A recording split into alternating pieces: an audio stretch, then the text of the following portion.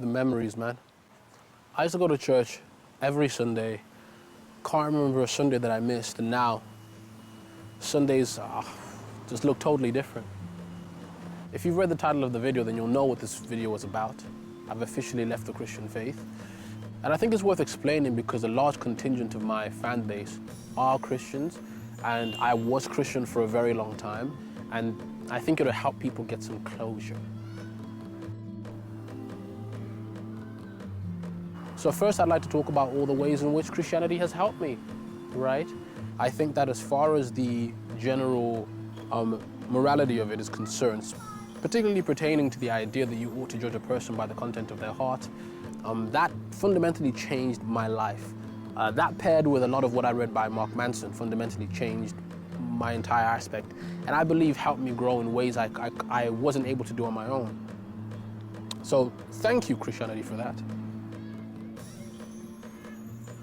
The reasons I left are very, very vast, but there are two main areas that I think kind of underpin all of these things, and if you don't have these two things, then everything else will kind of fall through eventually.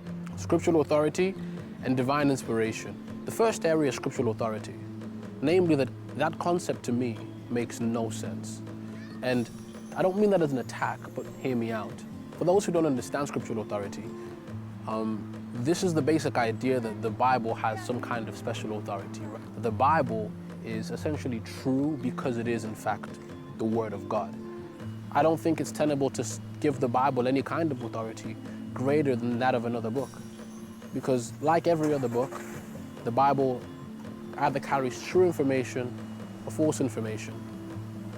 What qualifies something going from being a book with good information to being a book with certain, spiritual authorities, when all books can be is true or false?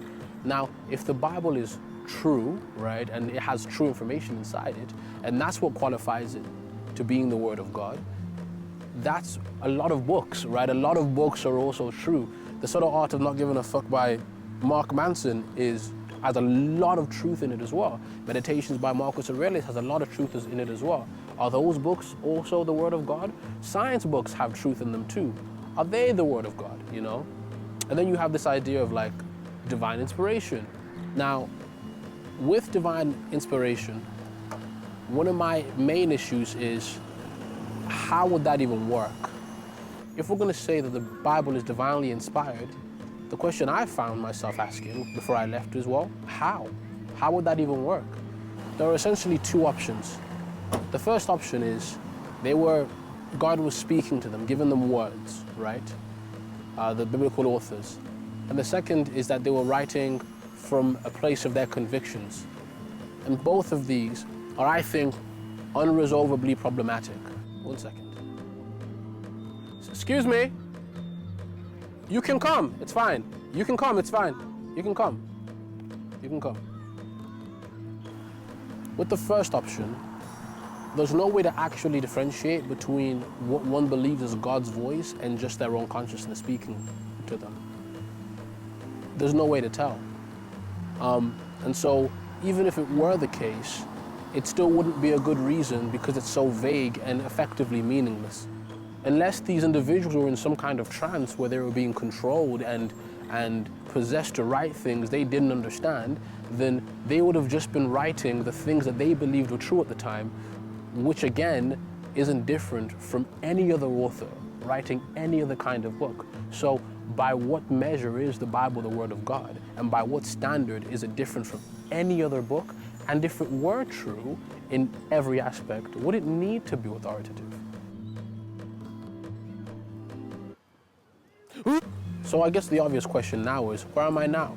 Well, I consider myself agnostic. Not that I don't think that there's a God, so to speak. What the qualities of that creator are, I can only deduce to a certain extent. I'm very deist, I think, in my approach. I don't think God works in the world. I don't think your prayers will get answered, for example. I think we're pretty on our own, as far as I can tell anyway.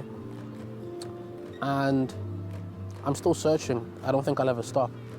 Anyway, I hope that this isn't the end of the journey for a lot of you.